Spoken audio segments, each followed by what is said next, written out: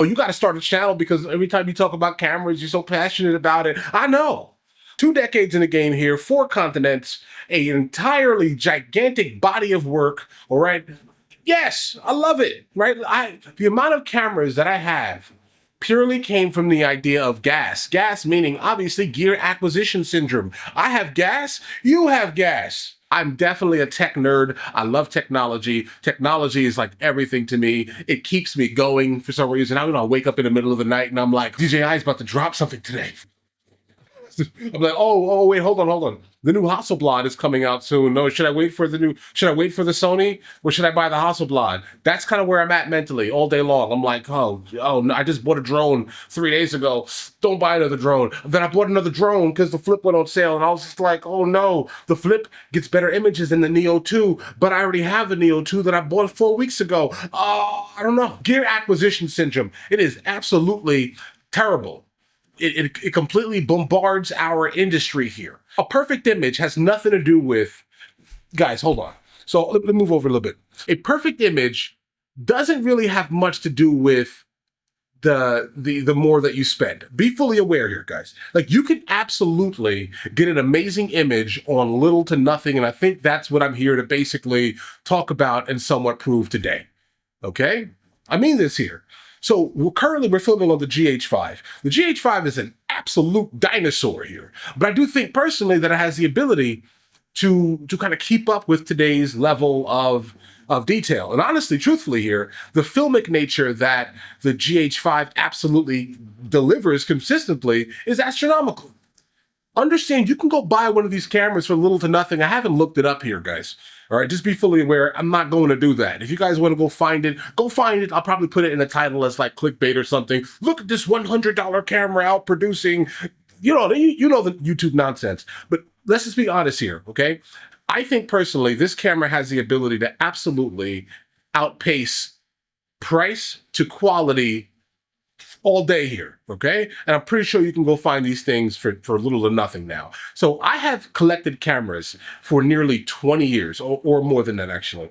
And I generally do not sell my cameras. So what happens here?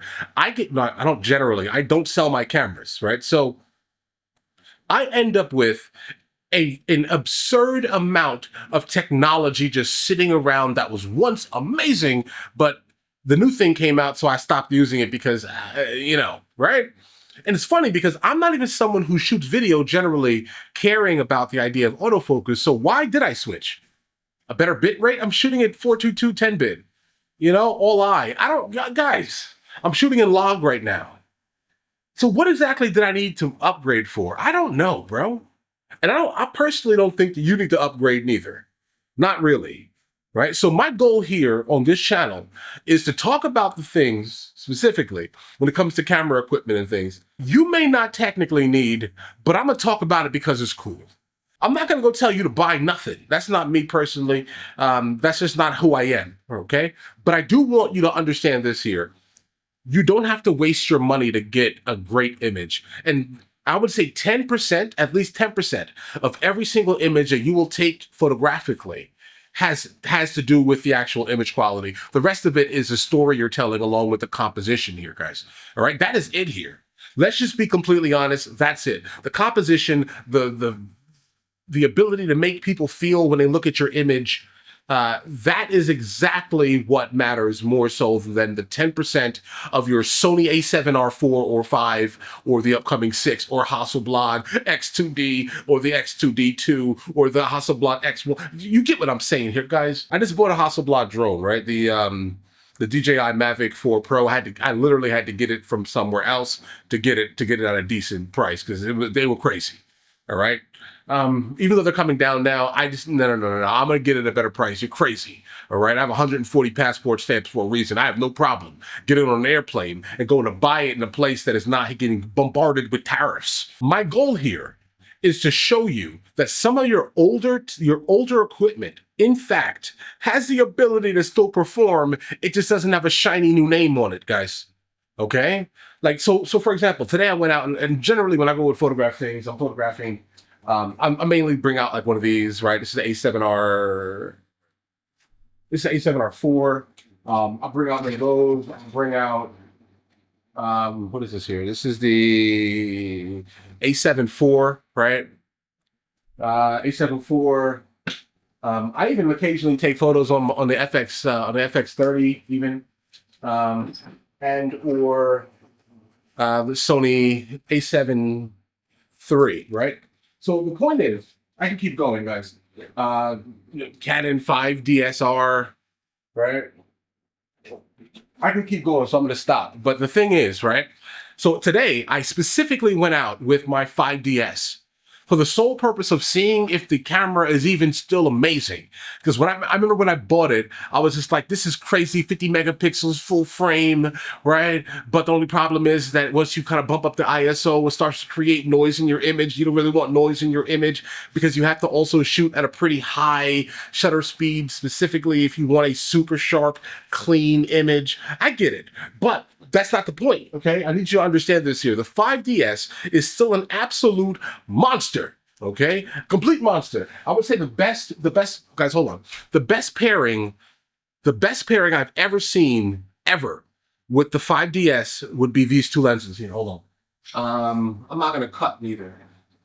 So this, the Sigma 105 f1.4 with the 105 thread here. Oh my God, guys. Okay, the images that come from that is wild. Guys, I'm talking about a bokeh monster here. Okay, a bokeh monster. Absolutely. The second would probably be the Sigma 50mm 1.4. If you're looking for an old school lens that has the ability to resolve, I would say, I don't know. I mean, I'm not a mathematician here, okay? But understand this here. I have resolved every single one of those 50 megapixels easily, okay? While also adapting the lens specifically for the E-mount system, specifically FE mount system. It's still amazing here on the A7R4 that I have here, right? So understand, 60 megapixels, still resolving it. The images look crazy. Why are things so sharp? I have no idea, guys, right? No idea. But still, the point that I'm trying to make, I need you guys to understand, you don't have to go super crazy.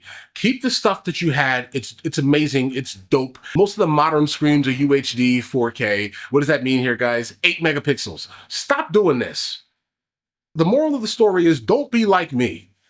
Okay? Just buying everything because you need the fighting a megapixel war, okay? Because in my head, I'm like, the next camera I'm gonna buy is either gonna be the Hasselblad X2D Mark II with the new 35 to 100, okay? Either that or the Sony A7R 6 if it has a substantial megapixel bump. If it has a megapixel bump, I'm gonna be there immediately. Immediately. Like, not even this, guys, there's no question here. All right. If you give me 80 megapixels in a full frame and the fact that I have all of these E-mount lenses, oh my God, I'm fine with that. I'll take that. It's still not medium format. It's still not 100 megapixels, but I will take the 80 megs, okay, without a doubt, and be completely fine with it. Completely. I like shooting wide anyways. So for example, one of my favorite lenses right now that I'm using is the Sigma 35mm f1.2, right? For E-mount. And so I love shooting wide. I love that super creamy background that the 1.2 creates. I'm actually filming on a 24mm f1.2 on the Lumix here. So if you see me kind of going out of focus, I'm manual focus, guys. Again, I prefer the manual focus. I don't know, I don't know, guys. I like it. Sorry, I'm broken. Keep the equipment that you have. It's probably better than you think. You don't need to keep upgrading at all here, unless there's a substantial jump. I mean, listen, I get it. The GH5 doesn't have a crazy amount of stops, right? Who cares, bro? Do you need stops? Whenever I hear people talk, whenever I hear people start talking about, well, this camera has this many stops of dynamic range, and I'm like, bro, you didn't bracket? If you're looking for a shot with massive amounts of dynamic range, bracket your image. Why are you so lazy? Right? If the shot is that important. I mean, I get it. There's certain circumstances where you had a once in a lifetime type of shot, shooting for sports maybe, or like a wedding, and you just need that extra bit of dynamic range. But guys, the average person doesn't need 13, 15 stops of dynamic range, guys. They don't. Seriously, who cares? All right. Just expose right the first time. So for example, we're lit here. I'm actually underexposed on purpose because I like being underexposed to preserve highlights. That's why I do this. Okay. And if you guys follow my main channel, my imaging specifically only comes out of Lumix. I only image on Lumix. That's all of my videos. People are like, oh, that is your quality is so amazing. I'm like, dude, it's Lumix. That's it. I'm not playing games. I'm not playing a Sony game of overheating every 5 minutes, bro. I tried that. So the reason why I have so many Sonys is because I thought that I could do that. So this is the camera that I bought for YouTube specifically. I bought it like 3 years ago. So, and it cannot handle it. It overheats. It just overheats. I put the high temperature mode on it, and it gives me a little bit more time, but still not enough time to actually do much because at the time I was like recording like reactions to like movies and TV shows, so I can't maintain that, guys. This doesn't make any sense here. Overheats.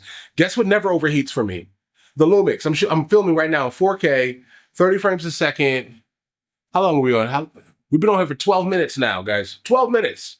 No overheating. Whoa, guys, come on. It's that simple. And the same reason why I literally use Lumix, period. That's it. And for like documentary work or work that actually need like just a better, bigger, flatter image, that's it. Even though I'm shooting vlog here, vlog is super flat. So guys, here, that's it, bro. Just use what you have. Okay, I'm sorry for going on a rant, but use what you have. Stop chasing the most new and new stuff. Stop it. Stop it. Don't be me. Just take my word here, guys. All right? Just take it. Please. I beg you. Don't wait. Stop wasting your money.